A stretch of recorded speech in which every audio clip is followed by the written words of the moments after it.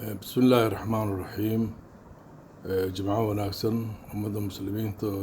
انت مغلى سودن وإن سلامية سلامك بعدي وحربا وحيرنا كغه الله أرماها كتاغن جيبوتي. جيبوتي وضل درس عن هاي درس ضد عن هاي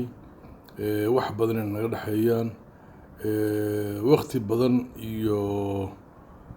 dadaal badan gelisay Soomaaliya dib u soo celinteedii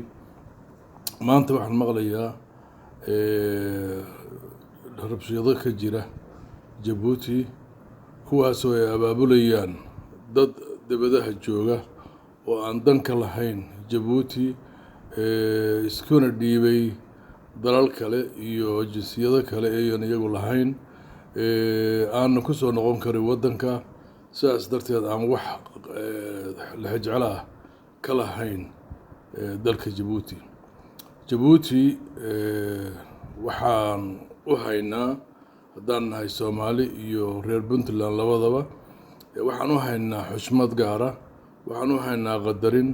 waxaan u haynaa walaalnimo ma jecelin burburkooda iyo dhibaatadooda waxaan kula talinayaa walaalaha reer Djibouti dhamaantood walaalayaal isteejiya aqligu ha taliyo maanta waxa loo baahan yahay inaad wada fariisataan wixii dhibaato jira iyo khilaaf jira aad ka wada tashataan waxaan hubaa madaxweyne Ismaaciil Cumar Geelle waa nin xakiima waa nin qalbi weyn wax badan baa la xalin karaa isaga iyo inta la maamusho dawladda waxaan ku talinayaa inaan dhibaato iyo lagu xalin arrimaha jira iyo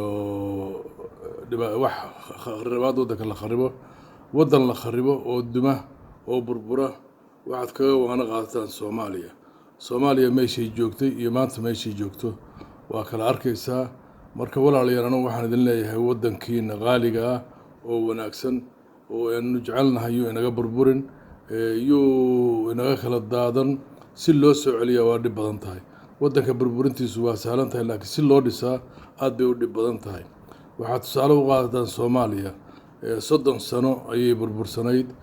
si la isugu soo celiyana waa la laayahay tusaale waxa u arkaysaan maxaa Cabdullaahi Farmaajo madaxweynaha Soomaaliya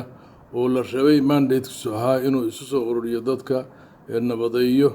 maanta wuxuu ka shaqeynayaa sidii isugu diri lahaa maamul goboleedyada sidii u burburin lahaa maamul goboleedyada lacag u soo diraya gobolada si u burburaan oo khalkhal iyo dhibaato looga abuuro marka taas oo kale tay inagu dhicin waxaan idin leeyahay dalkeena maanta aynu haysano waa dal qaniya waa dal inagu filan waa dal ammaan ah marka walaalayaal gacnaheena yuu ku burburin dalkaasu hal la ilaaliyo waxaan kaleeto arkayay idaacado ama telefishinno Soomaalidu leedahay oo dalka Soomaaliya ka howlgala kuwaasoo buunbuuninaya wax yaroo ka dhacaya Djibouti walaalayaal taas ma fiicna in la isku wiirsadana maaha qofku haddii ay wax ka dhacaan meel waa in loo gurmadaa oo wax lala qabtaa maaha in la sii balbalaariyo oo lagu celceliyo maaha dalka Djibouti waa dal Soomaaliyeed waa dal aanu walaalanahay oo darisnahay oo wax badan naga dhaxeeyaan marka inaan u tirada naga rabaayo maaha inaanu fidna ka sii talino maaha hadalka waxaan ku soo gabagabeynayaa walaalaha reer Djibouti dalkaas inoo ilaaliya iyo inaga burburin iyo inaga dumin lama soo celin karaayo dalkan halgan dheer baa loo soo maray oo gumeystii lagula diraray dad badan baa u dhintay dhiig badan baa u daatay marka inaanu waxa khasaareyno loo baahna wixii jira laga wada hadlo hal wada fariisto xal nabadeed lagu raadiyo marnaba ay dhicin in fawda iyo qas lagu raadiyo oo balsiin laga soo tuurayo dalalkaas dibadaha Yurub iyo Mareykan iyo yay inaga burburin dalka waayo dadkaas dadaan rajo ka lahayn wadanka inay ku soo noqdaan weeye walaalka idinka aad joogtaan caruurtiinii baa joogta iyaga caruurtoodii Yurub iyo Mareykan bay geysteen walaalayaal waxaan idin leeyahay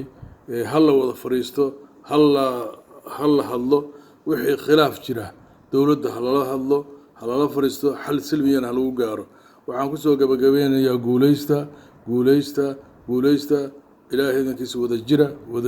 وذا جرة خلاف يرو جرة إلهي هاي نقدر حساري تشويشك عدقوا جبوتنا هجبوا جبوت هالنولات والسلام عليكم ورحمة الله وبركاته.